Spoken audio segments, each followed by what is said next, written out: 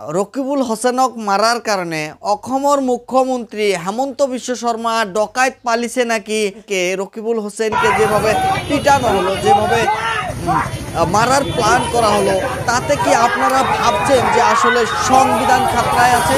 যে ভাষাগুলো আপনারা দেখতে পাচ্ছেন, কিছু মানুষ বলছে যে সংবিধান খাতরে মেহে, সংবিধান খাতরায় আছে, সংবিধান সমস্যায় আছে, কিন্তু না, এটা না, আসল খাতরায় তো আপনারা আছেন, আসল খাতরায় মানুষ আছে। কারণ মানুষ এই জন্যই আছে, আমি এই জন্যই এই কথাটা বলছি, সংবিধান তো পরে খাতরা, সংবিধান তো মানুষেরই লেখা, আর যে সংবিধানটা লেখা হয়েছে সেটা মানুষের ভালো এবং কল্যাণের জন্য, সেই মানুষই কিন্তু সেই সংবিধানকে নষ্ট করছে, আর সেই মানুষই কিন্তু রাজনীতিক নেতার রূপ নিয়ে সেগুলো ধ্বংস করছে। তার সাথে আপনারা শুধু ভাবছেন যে সংবিধানের শুধু ক্ষতি হবে না, শুধু সংবিধানের ক্ষতি হবে না, এটা আপনাদেরও ক্ষতি হবে। সেটা আপনারা সবাই জানেন যে আসামের এমপি রকিবুল হোসেনকে রূপহীহাটের বাজারে যেভাবে মারার প্ল্যান করা হয়েছে, এটার দ্বারা কি বোঝানো হয় আপনারা হয়তো দেখতে পারেন, এবং কিছু মানুষ এটাও বলতে পারেন, আরে রকিবুল হোসেন তো অপোজিশনকে মারলে আর পিটলে কি হবে? একটু কথা চিন্তা করুন, যারা এই ধরনের কথা বলেন বা ভাবেন তাদের একটা কথা চিন্তা করা দরকার। আজকে একে অবস্থায় যদি হেমন্ত বিশ্ব শর্মা বা বিজেপির কোনো নেতা যদি এরকম হতো, আর তখন যদি মার্কেটে তাকে এই ধরনের পিটানো হতো, তার সাথে যেটা সেফগার্ড আছে তাকেও পিটানো হতো, তখন আপনারা কি বলতেন সেটা একবার ভাবুন। আর আজকে আমি এই জন্য এই কথা বলছি, আর শুধু আমি না, আজকে আবার রকিবুল হাসানকে যে মারলো, যারা রকিবুল হাসানকে ভালোবাসে এবং যারা দেশপ্রিয় এবং যারা সংবিধান প্রিয়, তারা কিন্তু আন্দোলন করছে, তারা কিন্তু প্রতিবাদ করছে, কারণ তারা ভালোভাবেই জানছে এটা কোনো ন্যায় হয় না, এটা পুরোপুরি অন্যায় হয়েছে।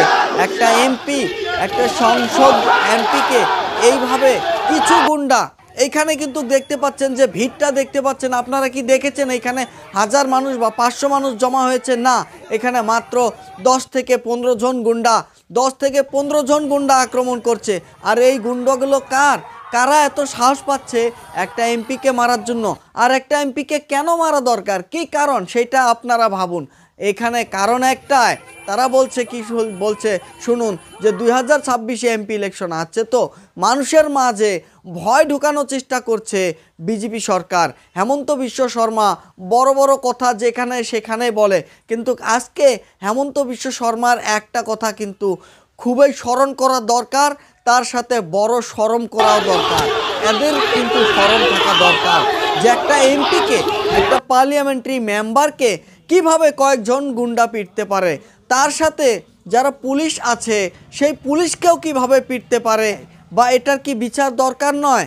আজকে হেমন্ত বিশ্ব শর্মাকে আপনারা প্রত্যেক জায়গায় দেখেছেন, প্রত্যেক মাসে হেমন্ত বিশ্ব শর্মার সরকার বা শর্মা এমন কিছু কাজ করে, তার ছবি নিয়ে মানুষ পুরা দিতে যায়, মানুষ আগুন জ্বালিয়ে দিতে চায়, পদত্যাগ করতে বলে হেমন্ত বিশ্ব শর্মাকে। তারা জোর করে বলছে যে হেমন্ত বিশ্ব শর্মাকে পদত্যাগ করা দরকার। এইবার কি হেমন্ত বিশ্ব শর্মা পদত্যাগ করবে? হেমন্ত বিশ্ব শর্মার কারণেই কিন্তু আজকে আসামের যেটা পরিস্থিতি দেখা যাচ্ছে, সেই পরিস্থিতি ভয়াবহ। যখন থেকে হেমন্ত বিশ্ব শর্মা যে চেয়ারে এসেছে, তখন থেকে শুধু ন্যায়কে অন্যায় ভাবেই দেখা হচ্ছে, আর অন্যায়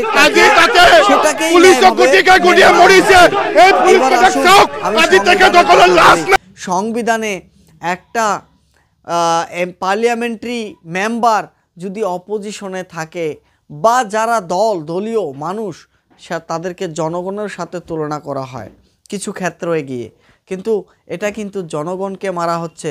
আমি আসামের সরকার হেমন্ত বিশ্ব শর্মাকে এটা জানাতে চাই, আজকে যেভাবে আসামের মানুষেরা তার পোস্টার ছিঁড়তেছে, তাকে যেভাবে পদত্যাগ করার কথা বলছে, সে কি পদত্যাগ করবে না? পদত্যাগ কেন করতে বলছে মানুষ? কারণ আসামের মানুষ এখন কিন্তু জেনে গিয়েছে, শুধু আসাম নয়, আসাম আর মেঘালয় যে রাজ্য, সেই রাজ্য দুটিতে কিন্তু আসলে কোনো ধরনের মানুষ ন্যায় পাচ্ছে না। পুলিশ প্রশাসনের ওইখানে গেলে টাকা ছাড়া কোনো ন্যায় পাচ্ছে না।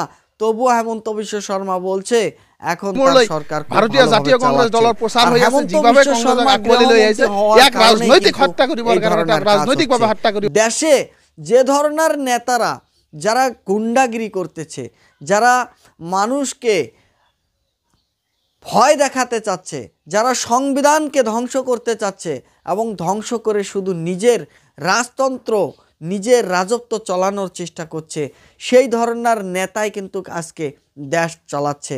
আমি ওই ভাইদের কথা বলি যে আসলে ওই গুন্ডাদের কথা বলি যে গুন্ডারা রকিবুল হোসেনকে আক্রমণ করেছিল, সেই গুন্ডাদের কিন্তু বলার মতো কিন্তু শক্তি নাই। যে আসলে মানুষকে মারতে চায়, যে মানুষকে পিটিয়ে মানুষকে কোনো আক্রমণ করে ভয় দেখাতে চায়, তাকে রিয়েল হিরো বলা চলে না। সেই একইভাবে যদি দেখেন হেমন্ত বিশ্ব শর্মা আসামের মুখ্যমন্ত্রী কয়েক কিছু কাজ করে যাচ্ছে, আর ইন্টারনালি মানুষ কিন্তু হেমন্ত বিশ্ব শর্মাকে বলে যে একটা 5 বছরই শিশুর যে বুদ্ধি আছে, যে ভাষা জানে, যে সংবিধানকে সম্মান করে, আসামের হেমন্ত বিশ্ব শর্মা মুখ্যমন্ত্রী হয়েও সেটা করতে জানে না। এই কথাগুলো আজকে একটা মুখ্যমন্ত্রী হয়েও শুনতে হচ্ছে। আজ এখানে যে রকিবুল হাসানের কথা বলি, যে রকিবুল হোসেনকে এত ভোট দিয়ে মানুষ লোকসভায় এমপি পার্লামেন্টে বানিয়েছে, তাকে কি এই ধারণার মানুষকে আক্রমণ করার জন্য? কিছুদিন আগে আপনারা দেখেছেন যখন ভারত জোড়ো যাত্রার মধ্যে রাহুল গান্ধী আসামে আসে, সেই রাহুল গান্ধীকেও অপমান করা হয়। মহাত্মা গান্ধীকেও তো অপমান করা হয়েছিল। তার জন্য কি মহাত্মা গান্ধী দেশ স্বাধীন করা বাদ দিয়েছে? বাদ দেয় নাই। তো একইভাবে যারা দেশবাসী, যারা দেশের জন্য জান দিতেছে, প্রাণ দিতেছে এবং দেশের কল্যাণ চাচ্ছে, যারা সংবিধানকে বাঁচাতে চাচ্ছে তারা কিন্তু প্রতিবাদ করেই যাবে।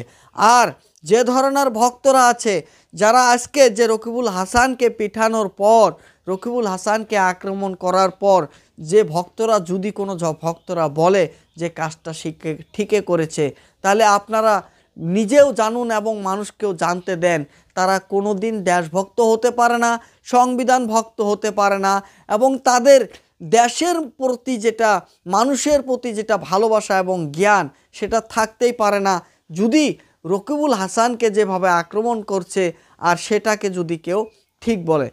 যেভাবে ব্রিটিশ শাসন করেছিল মানুষকে, আর আজকে কিন্তু সেই একই অবস্থায় একের পর এক একটা জিনিস, সেই জিনিসগুলো দেখা যাচ্ছে, সিম্পটম দেখা যাচ্ছে।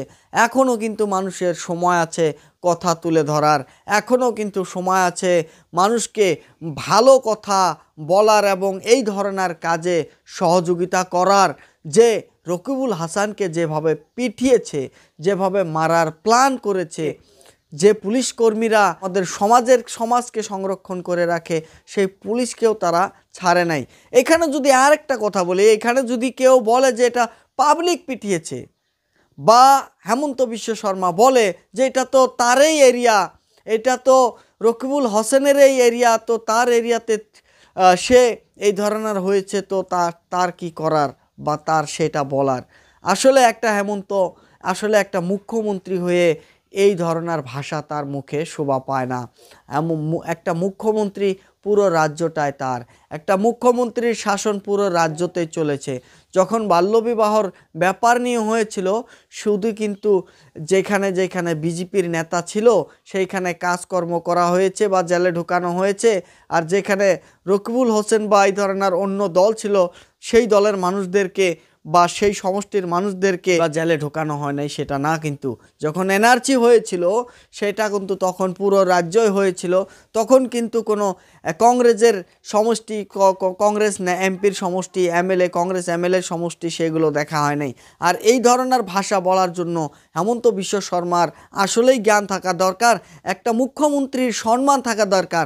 আর এই ধরনের মুখ্যমন্ত্রীর জন্য দেশের সব মুখ্যমন্ত্রীর সম্মান কমে যাচ্ছে। দেশের সব মুখ্যমন্ত্রীর উপর যে একটা মানুষের একটা ইজ্জত থাকে, একটা সম্মান থাকে, আজ হেমন্ত বিশ্ব শর্মার মুখ্যমন্ত্রীর জন্য বাকি রাজ্যর মুখ্যমন্ত্রীরও সম্মান কমছে।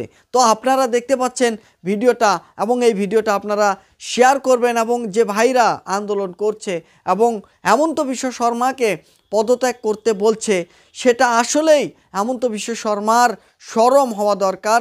এবং যে নেতারা যদি অন্য দল বা অপোজিশন দল যদি পুলিশ সহকারে মায়ের খেতে হয়, তবুও যদি কোনো বিজেপির নেতা বা কোনো বিজেপি ভক্ত বলে যে না, দেশ ভালোই চলছে, দেশের সংবিধান ঠিকই আছে, দেশের মানুষ ন্যায় পাচ্ছে, তাহলে এর মতন আর বুর্বকি বা এর মতন আর দেশদ্রোহী সেটা আর হবে না। তো আপনারা যদি দেশভক্ত হন, তাহলে আপনারা এই ধরনের কাজ ফলো করুন এবং ন্যায় অন্যায় দেখুন, কোনটা ন্যায় এবং কোনটা অন্যায়। সংবিধান খাতরায় তো আছে, তার সাথে মহা খাতরায় আপনারা আছেন। তো বন্ধুরা, আপনারা দেখতে পাচ্ছেন জ্যাঠাই মিডিয়া নেটওয়ার্ক। খবরটা ভালো লাগলে নিশ্চয়ই খবরটা শেয়ার করবেন। থ্যাংক ইউ, খুদা হাফেজ।